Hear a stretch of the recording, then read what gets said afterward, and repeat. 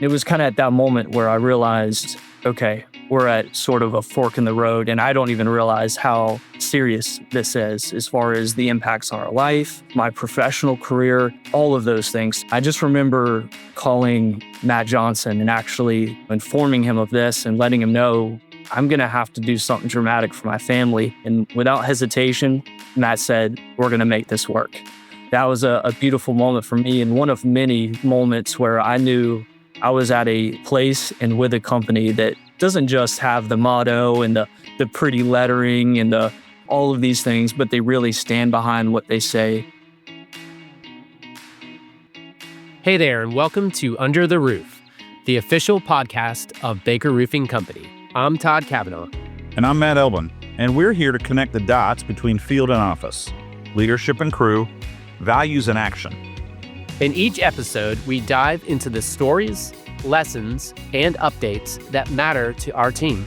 From safety and career growth to company milestones and good old-fashioned storytelling, it's all about living out what makes Baker, Baker. Let's get into it. Hey there, and welcome back to Under the Roof. I'm Matt Elban. And I'm Todd Kavanaugh.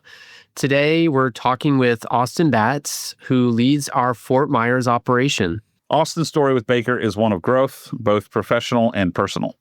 He's been with us for years, working in markets including Raleigh, Savannah, and now Fort Myers, where he's building something new as our first department head in that market. But what makes this conversation really special is Auston himself. He's someone who's walked through profound loss, shown extraordinary resilience, and has a perspective on life and work that's really worth hearing. Auston, thanks for being here with us today. Matt, Todd, thank you so much for having me. Really pleasure. So I want to start off with something, Auston, that we like to do with everybody. If you listen to the podcast at all, you know this is kind of one of our first questions that we always ask.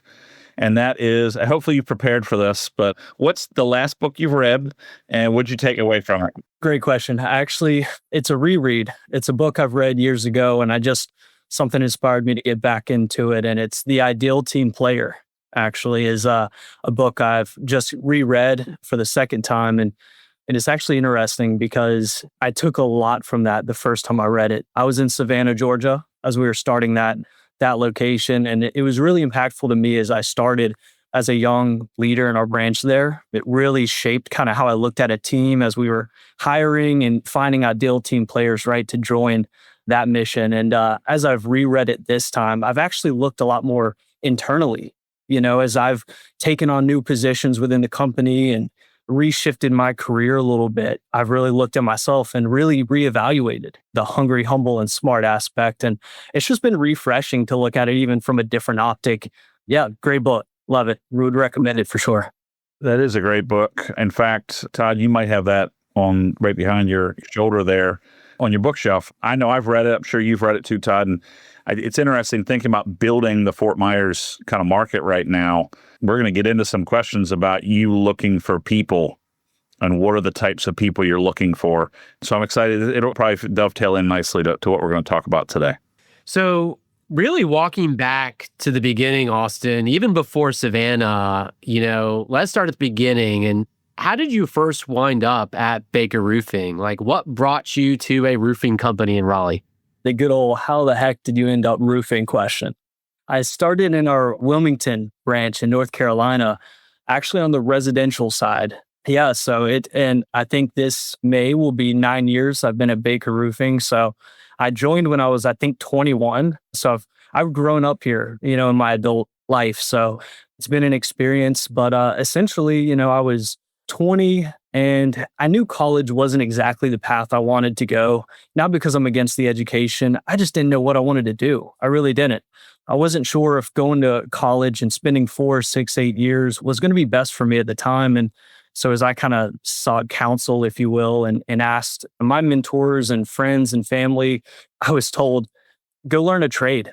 It's not going to hurt you in any way, shape, or form. And I tried some random things from framing and residential roofing and a few other odd trades, right? And my stepdad actually served in the military with the department head of the residential team in Wilmington years ago.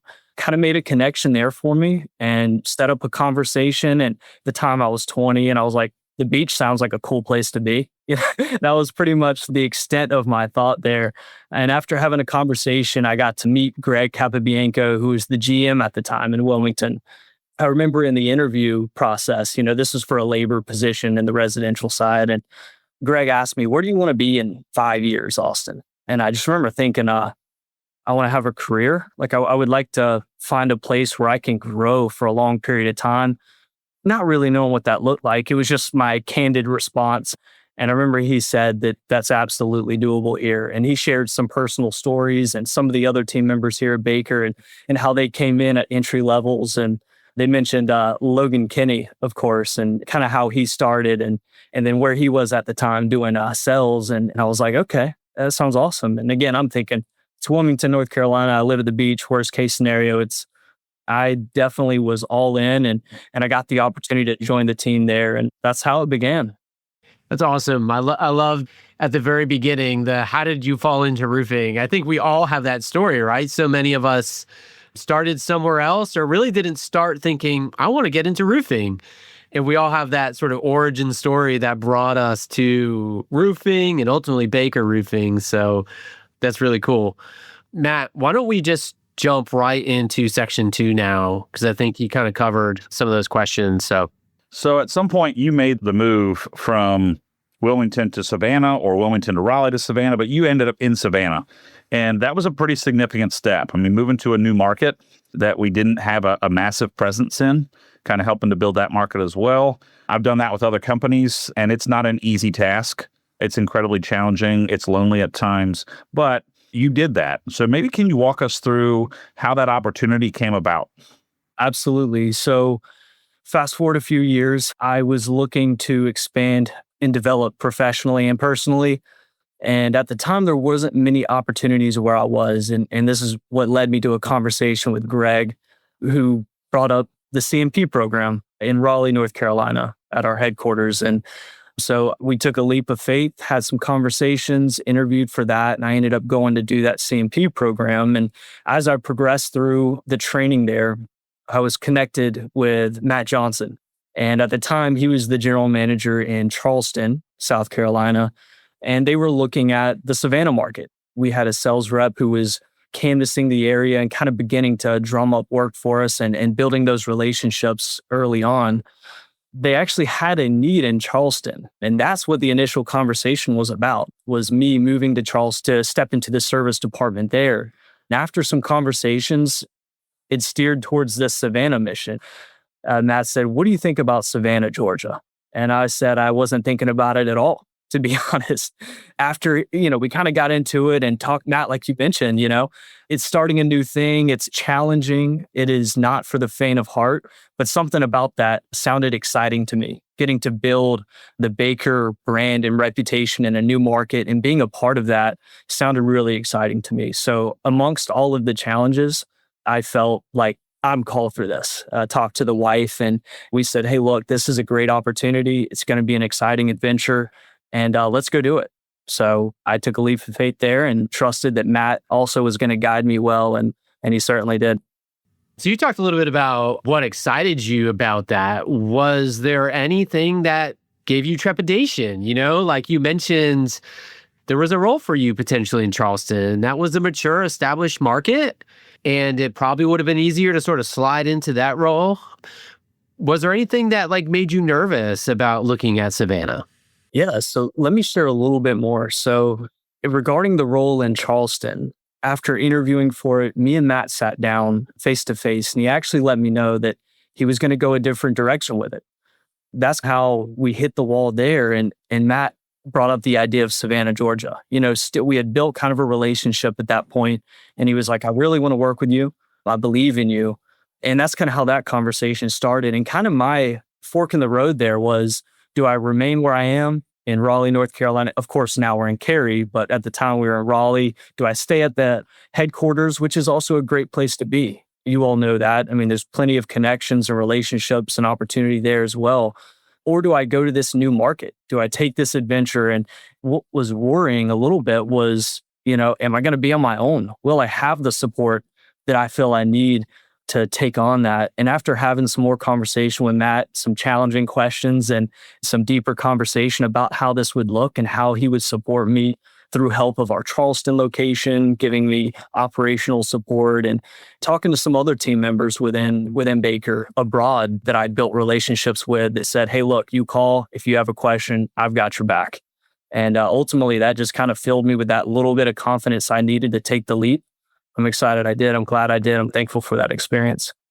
I love that you've used the word adventure twice in your answer, and that's really is, but it's a different way of looking at it, right? People can see it as like a really scary thing, but an adventure is something that is really exciting and enticing, and it's a positive way to kind of look at a challenge. I appreciate that. It's the idea of I get to or I have to, right? Like you get to do this or you have to do it. And those are it's a mindset shift, and it's one that we would all do well to adopt the mindset of I get to do this. I get to come work here. I get to have these adventures. So that's awesome. So I know this season included some really hard and difficult times for your family, Auston. And you certainly don't have to go into anything that you're not comfortable with. But I wanted to give you an opportunity to kind of answer this question. What did you learn about yourself during that difficult period? Thank you for asking that. I feel like our personal adventures, which seemingly tie into our professional careers, they kind of go hand in hand. Your personal life impacts your professional career and vice versa. So when we moved to Savannah, Georgia to go on this adventure, I'll say it for the third time, we kind of hit the ground running. Family, we were finding a place to stay, adventuring, finding new areas that we enjoyed. And Savannah's a beautiful place. There's a lot there, very historic. So we were exploring and doing all that as I'm helping start our Savannah location and kind of just going 110%, 110 miles an hour ahead. It almost seems like a flash in time, right? My wife was pregnant with our third child at the time when we arrived in Savannah, Georgia. I had my two children, my son and my middle daughter at the time. We're both young, and my wife was pregnant with our third child.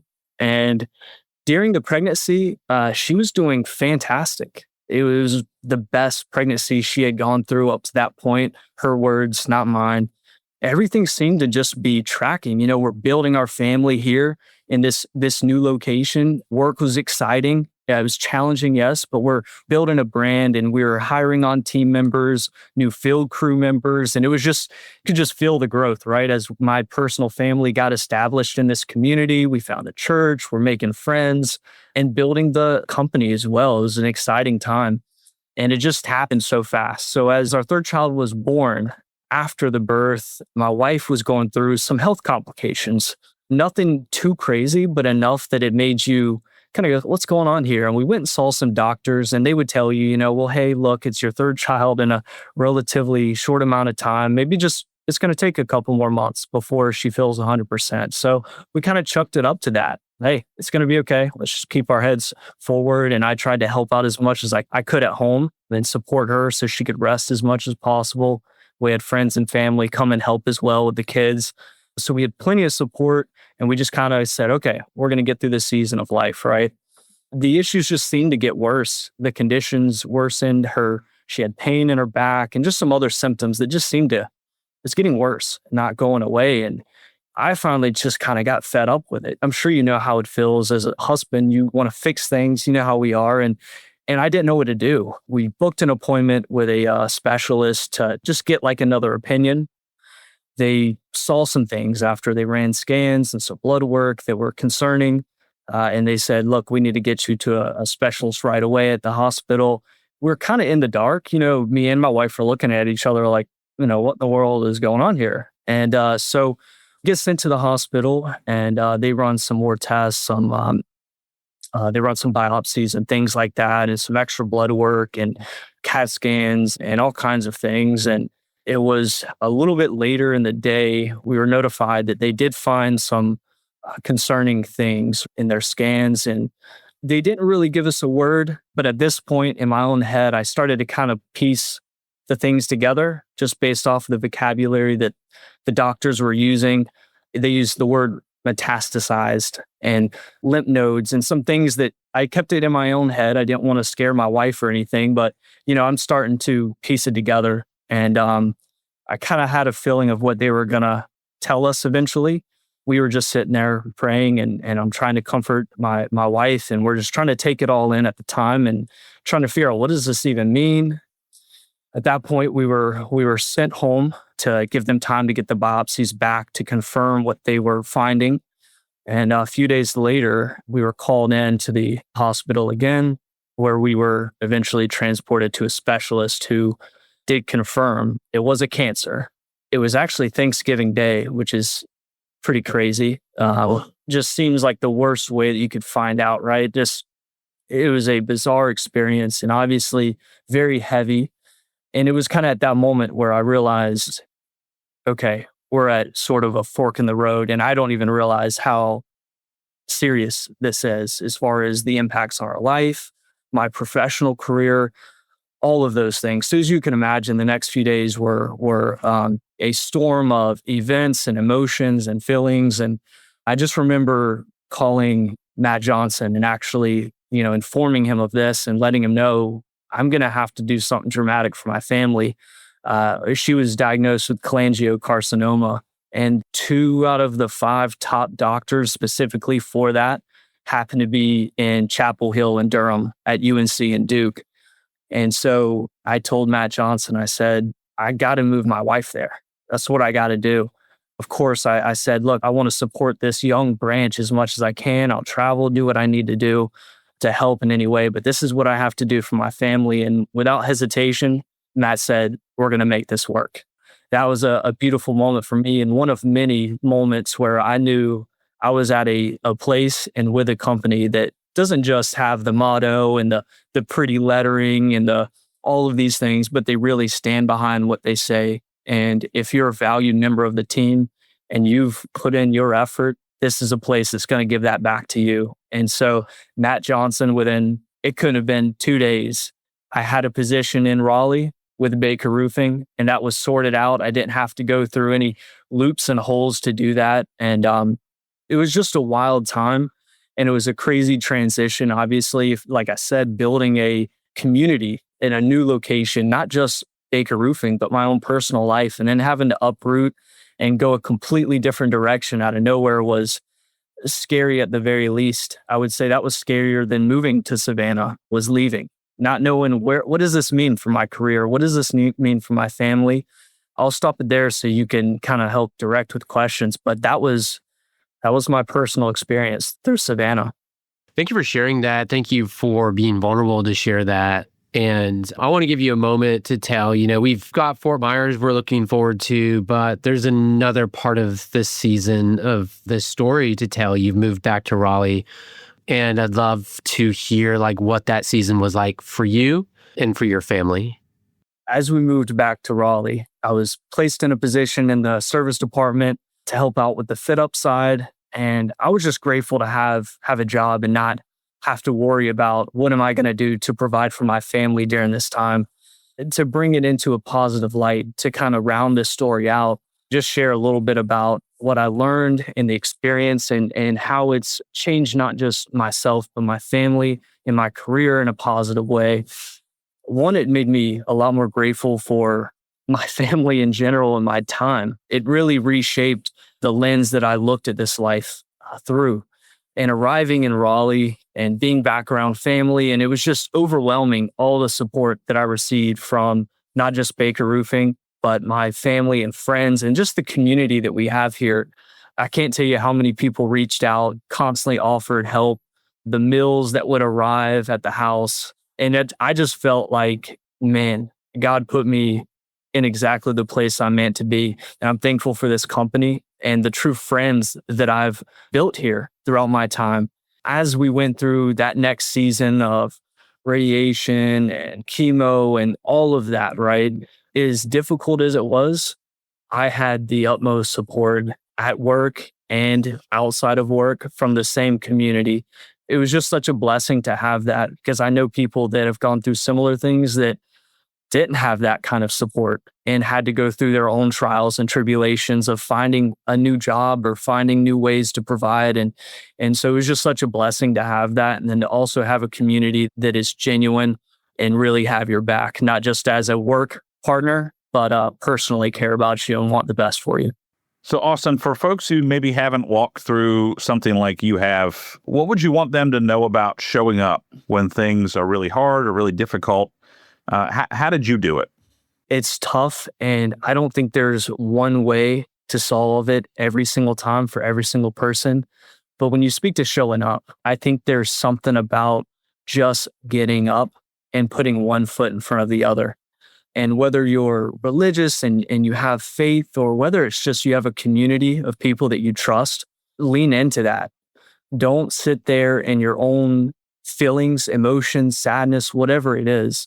Don't just sit there alone. It's very natural to close yourself into a room and just sit in it.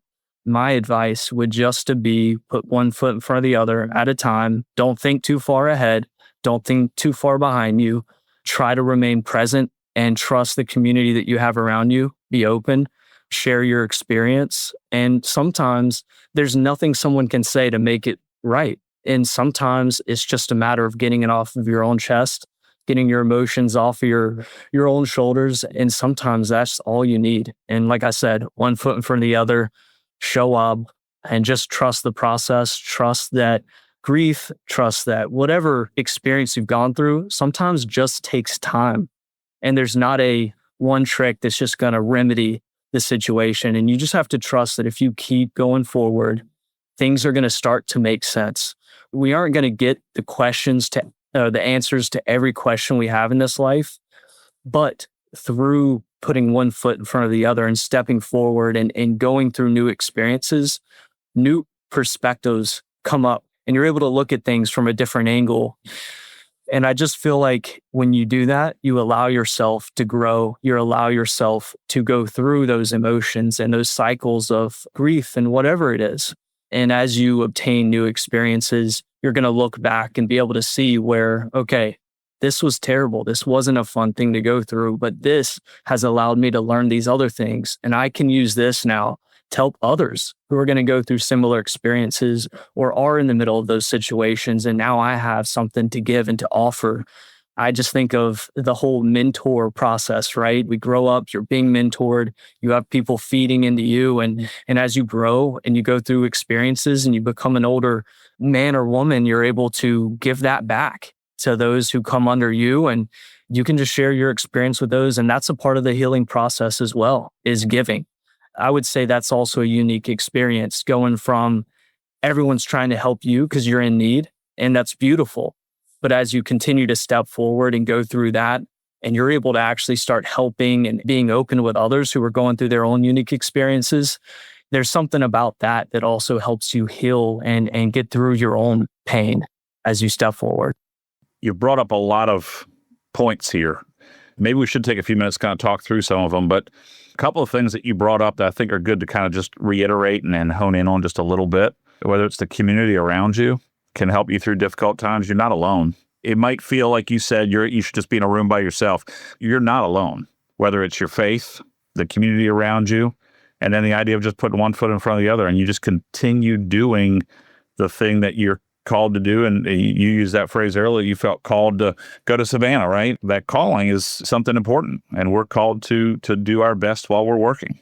And I think that's important. Auston, do you feel like some of these challenges that you've gone through has formed and framed the way that you lead now, and you lead in Fort Myers within the company?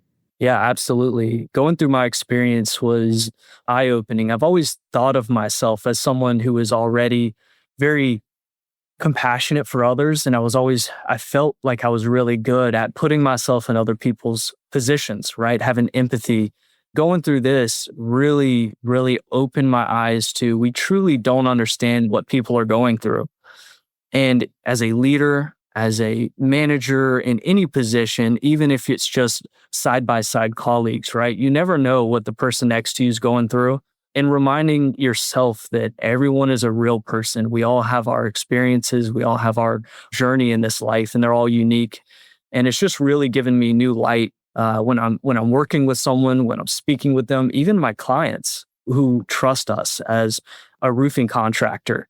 I'm looking at them now in a different light. They're not just my client. They're not just John Doe with so-and-so realty, right? That's a real person. And it's really helped me to not over personalize, but really look at my relations, not just internally, but externally as real connections, and to really be present when I'm in those moments and in conversations with my own coworkers or external customers.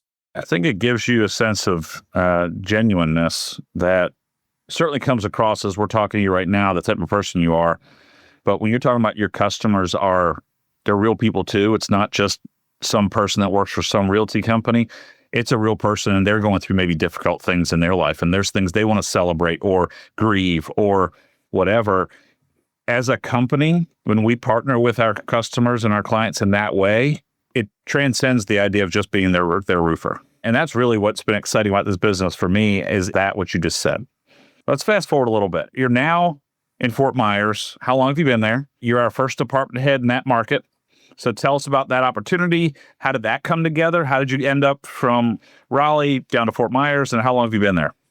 No, exciting stuff. So as I spent my time in Raleigh, I went through the healing process, got my feet back under me, made sure my family was okay and established, and kind of ready to get back after it. I took a season of stepping back a little bit and just to give myself time, right? It makes sense. And so once I felt like I'm in a good place, I feel strong, I feel supported, I feel reignited, if you will. I remember having a conversation with some of my managers about opportunities and what are some things that I can do. I'm ready to get back on the horse, if you will, and I want to continue to develop and challenge myself professionally and personally. I mean, I don't know if you guys know, I've wanted to be in Florida since I was 10, maybe 12 at the latest. It's been a dream of mine that I didn't know if it was going to be possible. But it's been something I've thrown out there just a little bit every year to anyone who would listen for a few minutes about Florida, and specifically Southwest Florida. I wanted to be, it was just a little bit of a dream. It was something that I was like, I'm going to try to speak it into existence, but I didn't put all my eggs in one basket there. And as I started to have those conversations, it stirred up again. And to circle back to Matt Johnson, who is, since all of this took place, has now become the regional VP of the Southeast. And so Florida happened to be something that he inherited in that transition in his career. And so this connection that I had already established actually opened a door to have this conversation about Southwest Florida. And we had a few conversations, some discovery meetings, if you will, about what made sense, what area, if we were to do this, how would it look, right? And we fell on Fort Myers, which ironically enough, my mom and my stepfather actually live on Fort Myers Beach. So that worked out.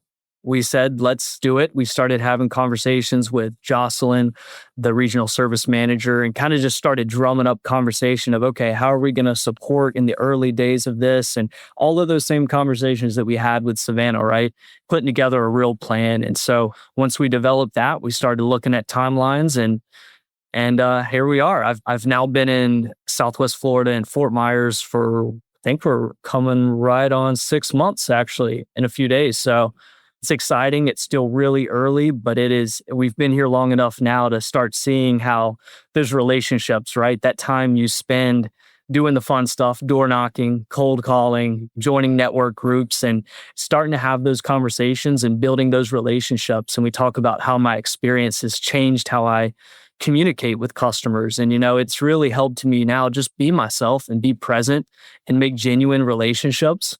Now we're seeing clients are calling me now and saying, hey, Auston, I've got something. Can you come look at this? And it's exciting to see it, transform into a different market, right? And we're starting to be known. Our company name is being recognized, and that's super exciting. So yeah, we're early on, but it's exciting stuff right now. Auston, you've used kind of visioning language up to this point where you've talked about forks in the road. Takes an ability to have a vision to kind of see that. And also like the adventure language. Just give Matt and I a little bit of a vision of what you have for our Fort Myers market. Like, where do you see it going? Like, every one of our markets are a little bit different. What is your vision for the Baker operation in Fort Myers?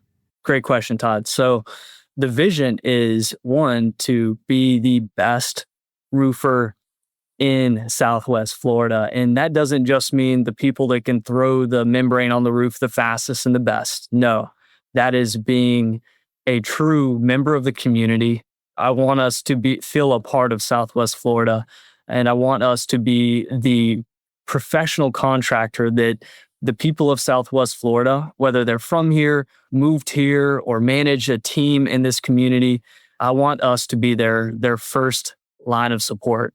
And I want it to feel like that. Southwest Florida has a very a tight community feel. As many people are here and people leave for the season, they come back for the season, there's still somehow this feeling of close community. And it's almost like everyone knows someone.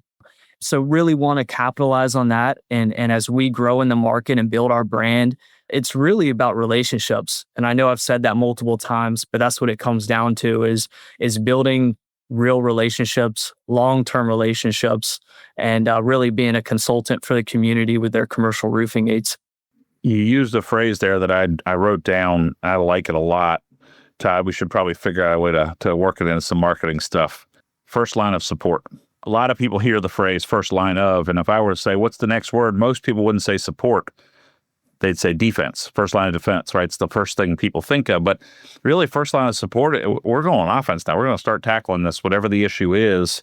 And I like that a lot, especially when it comes to some of the challenges maybe of standing up a new market. And so with that in mind, of being the first line of support, and that's your goal, that's your vision, what do you think were some of the biggest challenges so far in standing up that new market down there? Matt, great question. So when you talk about what is being a first line of support, right? What does that look like? What are the challenges to making that a reality? And I think when you step into a new market, you face a few things, right? And that's the lack of those existing relationships compared to a strong standing market that we've been in, where we know mechanical contractors, we know general contractors, we know plumbing contractors, electricians. You get to know the people that are in the market and they're serving, right? So I think that's the first challenge, is not just the brand awareness for me personally, but Baker Roofing and our brand in this market, but it's also getting to know the other people that are in the community that are here to support clients in their own trades, right? I think when we think of ourselves as more of a consultant for our clients, there's something that happens, right? When you take on that mindset and less of a sales role, you start thinking of when your customer calls you and says, Austin, I have an issue, and you go out there and you look at it and it's not a roofing issue. Do I really want to say, oh, it's not the roof, sorry, and walk away? Or do I want to be able to say, hey, look, this isn't something that I can resolve for you, but I know the people that can. I have a trusted reference for you. I think that's very powerful because you become that first line of support. When they have a need, it's not always roofing, but if I can help guide them in the right way, I just feel like that's very valuable. Think of it in your own personal life, right?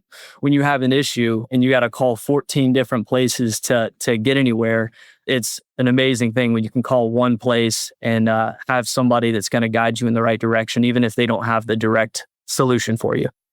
Great concept there. And it's one that obviously established markets much easier. We still don't do it perfectly, but we should be striving to do that better, right? Being that resource, an issue that a customer has, we can solve it even if it's not a roofing issue for them. And in a new market, even harder, but one that's super rewarding, right? When it finally takes off. It's pretty awesome. So, Austin, if you could go back and tell yourself something 5 years ago, any advice you'd give that younger version of you, what would that piece of advice be? That's a powerful question. And there's actually I think 100 things I would like to go back and tell myself. But if I have to funnel it down to one that comes to mind, it's just the value of being present. If I could go back and tell myself one piece of advice or one statement, it would just be more present. And that's personally and professionally. Don't let time just roll by. Don't let seasons just pass by, even the ones that you don't really want to be in, because we all go through seasons and stages of life, whether it's a project you've put on, whether it's a certain job you've been tasked with, whether it's something in your personal life. We all go through a season where every day you're just like, let this be over with. Let me get through this. I don't think that's a detrimental thought, but I do think the value of being present can teach us so much. Don't be, I think I mentioned it earlier, but being too far behind or too forward thinking and too in the future can also hurt you. There's a lot of things going on right now in the moment that you can seize and you can capitalize on. And so if I could give myself one piece of advice, it would be a little more present. I think that that's a piece of advice that I can certainly take, and I'll pretend I'm 5 years younger and you just gave it to me, so thank you. But I think that everyone here at Baker Roofing Company, whether that's the folks that are leading the company, all the way down to the people that are in the field doing the work, I personally think that we can all be a little bit more present. Yeah, we do need to think forward. Yes, we do need to consider what happened behind us and be in the past. But there's a lot going on right here, right now. And if we're not in the moment with our people, in the moment with your families in a personal sense, we're going to miss a lot. And so that's a great piece of advice, Auston. I certainly appreciate that. Absolutely. I love that sentiment too of when you said it's even a season that you don't really want to be in, and I think we do have that habit of trying to rush and get out of it, even in tough and challenging seasons, whether like you said, it's personal or on the job, like there's something to be learned there, or there's somebody to connect with rather than just try to put your head down and get through it. So yeah, I'll pretend I'm 5 years younger too, and you gave it to me, Auston. So one easy last question for you that we always like to close with. We open with like the academic question, what are you reading? And we close out with this one, which is, what are you streaming right now? Or what are you listening to? One of those two things, whether it's music, podcast, something on Netflix, what's on rotation for you? I'm all over the place with podcasts, to be honest with you. If you looked at my entire list of what I'm going back and forth between, you would probably send me to a therapist. I don't know. I'm in between documentaries of, cold cases and stuff like that. And I've got some sales stuff. I've recently really been into a lot of Jeb Blount stuff. I've really enjoyed a lot of his work. I feel like in the sales world, there's a lot of guru stuff, and not putting down any of the philosophical stuff, but I really, my experience is operations. And so when I think of sales, I'm like, how can I apply this in day-to-day practicality? What are things that I can go implement? I think he does a great job of breaking down some of that and giving you some real tools to go use. Yeah, Jeb's done an awesome job. He wrote a book called Fanatical Prospecting that we use in our sales training process and program, and he has a whole bunch of others. My bookshelf has probably 8 or 9. They're fantastic reads, great things to highlight. I'm a little disappointed. Nobody yet, Todd, has said, I've been jamming to Under the Roof podcast. Yeah. But it's okay. We'll get there one day. Yeah. Hey, we're on the way. That's it for this episode of Under the Roof. Auston, thank you so much for sharing your story, both the professional journey and your personal one. Your honesty and transparency, it means a lot, Todd and I. It means a lot to the Baker family. Yeah, and to everyone listening, I think what Auston shared is a good reminder for us that we work with and for and around people. It's not just a cog in a machine. To remember that and to be present. So show up with grace, lead with empathy, and remember that we're all building something bigger than just roofs. Thanks for listening, and remember, we shall do good work, at a profit if we can, at a loss if we must, but always good work. See you next time. That wraps up this episode of Under the Roof. Thanks for joining us and being part of the Baker Roofing family. If you liked what you heard, share it with your crew. Hit the follow button and keep the conversation going wherever you work. We're here to keep you informed, inspired, and included, because the more connected we are, the better we work together. And as always, we'll leave you with this. We shall do good work, at a profit if we can, at a loss if we must, but always good work. See you next time.